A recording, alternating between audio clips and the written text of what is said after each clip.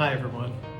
I'm recording this week's Market Minute while visiting family in Vancouver. So I'm away from my usual studio, but I wanted to make sure I shared this week's update with you. One of the questions I hear almost every week is, Tim, should we wait for interest rates to come down before we buy a home? Well, if you found yourself wondering the same thing, you're certainly not alone. It's an honest question, and I think it's one that deserves more than just a quick answer. For many families, buying a home is one of the biggest financial decisions they'll ever make. And I don't think that decision deserves to be rushed. And I certainly don't think there's a one-size-fits-all answer. Now, over the years, I've noticed something. Most people believe the answer to that question starts with interest rates. I don't think it does. I think it starts somewhere much closer to home. It starts with you, your family, your goals, the life you're hoping to build. Because if your attention stays fixed on the market, it's easy to spend months chasing headlines, predictions, undulations, and just the craziness of the market. But if you begin with your own circumstances, you're much more likely to make a decision you still feel good about long after today's headlines have been forgotten. So if we're sitting across the table together, these are the questions I'd encourage you to think through before deciding whether waiting is really the right choice for you or not. So let's start with the first question. Why are you thinking about moving? Not why are you buying, but why are you moving? Maybe your family has grown. Maybe you're preparing for retirement. Or maybe you're hoping to shorten your commute. Maybe you're ready to diversify your portfolio and invest in real estate. Maybe life has just simply changed and your current home no longer fits the next chapter. Well, whatever the reason, I've learned that life usually changes first. The housing market simply becomes a part of the conversation. That's why I believe your life should lead the conversation. The market may influence your decision, but it should never define it. Once you've answered that question, something else becomes much more focused, much more clear. And that's the question, what are you actually waiting for? When someone tells me they're waiting, I usually smile and ask, tell me a little more about that. What are you hoping changes? Maybe you're hoping the interest rates will change. Maybe you're hoping that having a little more time will get you more money saved for down payment. Or maybe you're hoping for more certainty before making such a big commitment. Those are all reasonable and understandable reasons. The important part isn't whether you're waiting, it's understanding why you're waiting.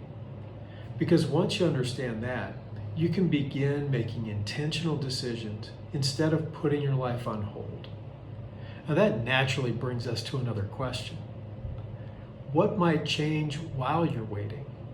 See, sometimes waiting turns out to be exactly the right decision, and sometimes it doesn't. None of us knows exactly what the market will do next. But what we do know is that life keeps moving, markets change, opportunities come and go. Our own priorities have a way of changing also. And that's one of the reasons why I encourage people to look at both sides of the decision. Not just what could improve if I wait, but also what might I miss if I wait. Because every meaningful decision involves trade-offs. Understanding those trade-offs is often what gives us confidence. So there's a phrase you've probably heard me say before, and I think it bears repeating. When you're ready, time in the market is almost always better than trying to time the market. Now, that doesn't mean buying today is always the right answer. Sometimes waiting truly is the wiser choice. The point is simply this. None of us gets tomorrow's newspaper headline today. We can only make the best decision we can with the information we have available, and that's okay. That brings me to something I think is often overlooked. Have you explored all of your options? One thing I've learned over the years is that people often have more options than they realize. Sometimes the goal doesn't need to change. Sometimes it's simply the path that needs to change. Maybe it's a different financing approach, or a different timeline, or a different neighborhood. Or sometimes it's simply having a conversation that opens up possibilities you hadn't considered. That's one of the reasons I enjoy sitting down with people before they make that decision. Not because I have the answers, but because sometimes asking the right question brings clarity. My goal has never been to convince someone to buy a home or to convince them to wait. My goal is simply to help you understand your options, think through your circumstances, and make the decision that's right for you and your family. And when you're ready to move forward, I'd be honored to walk that journey with you. Well, that brings me to one final question, the one I'd probably spend the most time thinking about. Which decision will give you the greatest peace of mind? Now, I know that doesn't sound much like a real estate or financial question, but I really think it is, because the best real estate decisions are rarely made with numbers alone. They're made by balancing your finances with your family's goals, your future, and what feels right for your circumstances. I've sat across the table from families who decided waiting was exactly the right decision. I've also sat with families who later wished they'd started the conversation much sooner. Neither family was wrong. Their circumstances were simply different. And I think that's probably the biggest takeaway from today's conversation. The market will always have another headline. There will always be another prediction. There will always be another opinion about what's coming next. But after those headlines have come and gone, you're still the one living with the decision you made. That's why I believe the market may influence your decision, but it shouldn't define it. Now, before we finish today, I would, of course, like to leave you with one final question. And that is, if the market stayed exactly where it is for the next year, would you still want to move? If your answer is yes, then maybe the conversation isn't really about interest rates. Maybe it's about the life you're hoping to build. If today's conversation raised questions about your own situation, maybe more questions than answers, that's completely normal.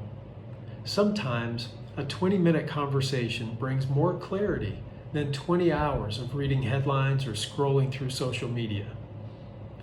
If I can ever be a sounding board, I'd be honored to help. Now, I am curious, which part of today's conversation gave you the most to think about? I would genuinely enjoy hearing your thoughts in the comments. And if this conversation was helpful for you, I do hope you'll join me again next time. My goal isn't to tell you what decision to make. It's always just to help you make more informed and more confident real estate decisions. Thank you for spending a few minutes with me today. Until next time, take care. And remember, making informed decisions starts with having the right information. If I can ever be a resource for you or someone you know, I'm always just a phone call away. Thanks again for watching. Have a great week, and I'll see you out and about town.